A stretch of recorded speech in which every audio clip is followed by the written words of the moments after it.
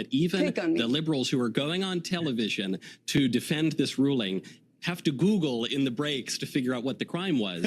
and even then, I'm sorry to say, misrepresent what the actual supposed crime was. The reason here that this has to take... Well, excuse me one second, Francesca. I'll just finish my point real quickly. Books. That's the same thing. Yeah. It's not a felony, not a crime. But anyway, that's a point for another time. She has no idea what she's talking about, as do most women. Bitch, get back into the kitchen. Seriously, can you make a single sandwich? Just one? A grilled cheese, maybe? Perhaps? Michael Knowles gets into a heated debate with one of the Young Turks' own hosts, Francesca Fiorentini. It's hard to pronounce her name. Don't blame me, blame her name. But it's a good one, guys. It's spicy, it's juicy, and let's just get straight into the drama. Make sure you like today's video, by the way. Comment, chunky yogurt, chunk for the algorithm. And yeah, let's get to it. Democrats, for the reasons that Mark Garagos said about historically, you know, you've seen this coming a mile off, where both parties starting to ratchet up this concept of kind of going after each other's leaders in criminal courts. I mean, you see this normally in banana republics, not in the United States of America. And it really does worry me, as someone who loves America and loves Americans, what this is leading to. Because if all that happens in each term of office is one party trying to incarcerate the other's leader, I don't know where that leaves America in a few years' time. Well, this will only come back to bite Democrats if they lose their grip on power, and obviously they don't think that they will. This is why President Biden the other day, when he was walking out of a press briefing, was asked, Mr. President, Donald Trump says that you are imprisoning him because he's your political rival. What do you say to that charge? Well, I'll stop you there. We have the clip. Let's play the clip. Mr. President, can you tell us, sir, Donald Trump refers to himself as a political prisoner and blames you directly. What's your response to that, sir? Do you think the conviction will have an impact on the campaign? I mean, you look like Jack Nicholson in The Shining at the end of that. But yeah, I mean, Michael, to pick up your point there, that's the clip you're referring to.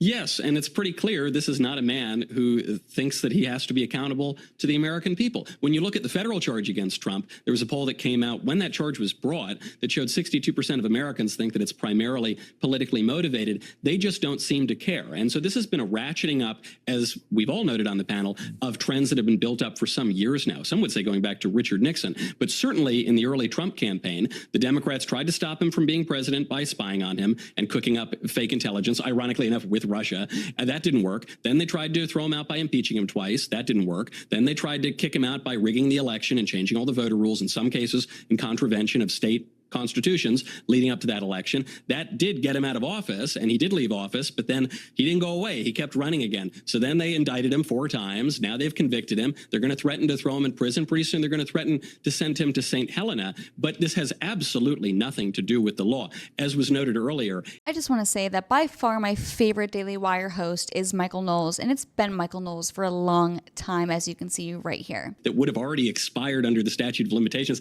I'm not even convinced that there was really a misdemeanor that Trump committed. So my fellow panelist here is celebrating that the rule of law has been vindicated and overturned 234 years of American legal tradition. I would challenge her to see if she could possibly articulate how and what crime Trump committed, because so far Alvin Bragg, the DA, has failed to do so. The judge in the case, Judge Merchan, has failed to do so. And they can't do it because Trump didn't commit any of the crimes for which he's been convicted. Well, let's just ask quickly before I go to Kevin. Francesca, just on that point, what crime did Trump commit? It was financial crimes. It was white collar crimes. That is exactly what they charged him. He was convicted on. What was the crime? It's New York State law. It was all the crimes. It was all the white collar crimes. Okay, which one, bitch? Which one? No, I understand. What was the crime? It is New.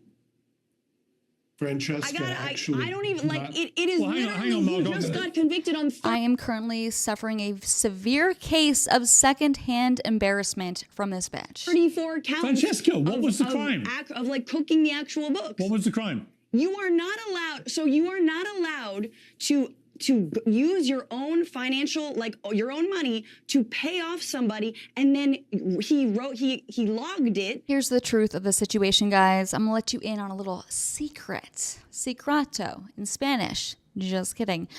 She has no idea what she's talking about, as do most women. Let's get back to it. By the way, make sure you subscribe if you enjoy content like this. Seriously, what was that so-called wink? gross, ew, I'm cringing at myself, secondhand embarrassment times dose. Something different. He logged it as just a regular payment, but he was actually paying off this star to keep quiet, which, if he hadn't been running for president, would not have mattered, but he was, and so it impacted campaign finance laws in New York State. Okay, that is what Juan Merchan just oversaw this. Alvin Bragg brought these charges. I love Michael Knowles' face while he's trying to listen to her so-called points, because I'm right with him. I'm like, It's like that meme of like the blonde woman with all like the mathematical equations. Maybe I'll insert it if I have enough time to edit this, but the math is not mathing.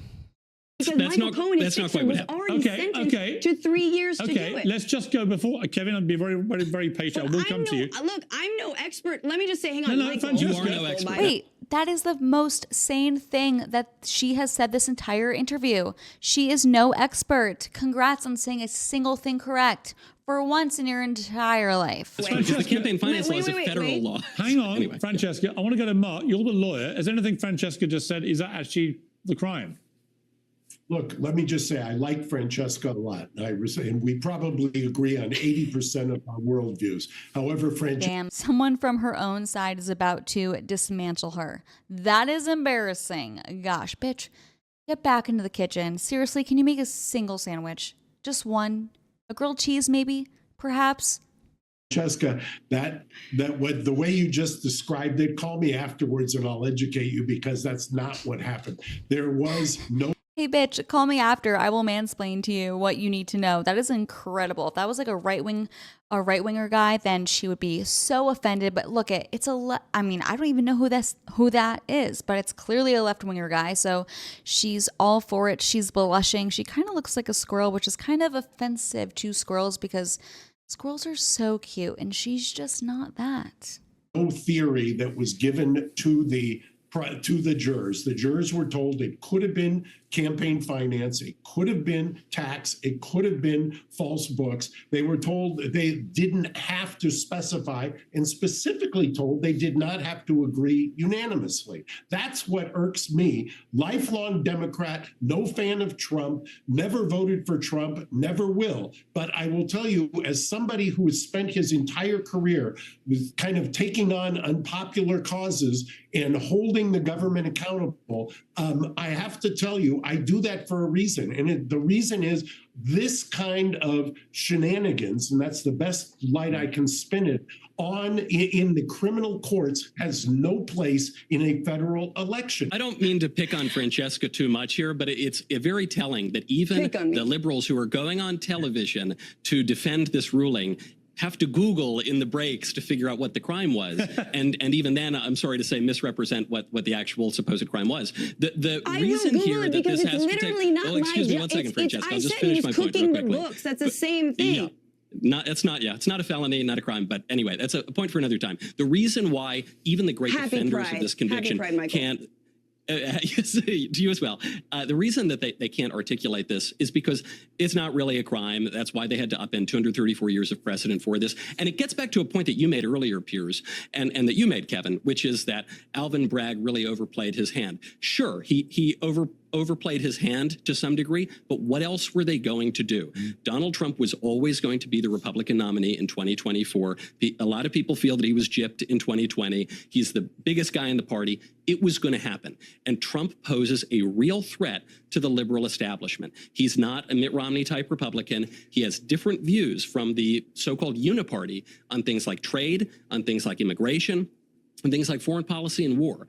Trump posed a major threat. That's why they took such extraordinary measures for the last 8 years to take this guy out. They weren't able to do it politically. They weren't even really able to do it at the ballot box. So what's left? The only thing left to do is to try to throw him in. What's rather ironic about this entire situation is Francesca does not know Donald Trump, because he probably represents her just like he represents Chunky Yogurt. By the way, comment Chunky Yogurt for the algorithm. Way more than she understands. If you are a populist American, Trump is your guy. That's why you see many people who were AOC voters, Bernie Sanders voters, also voting for Trump. It doesn't make sense, but if you get the populist mindset, it does. If you made it to the end of the video, thank you so much for watching. I'll see you guys in the next one. Comment an orange heart for the algorithm. Subscribe, like, do it all, and I'll see you guys next time. Bye.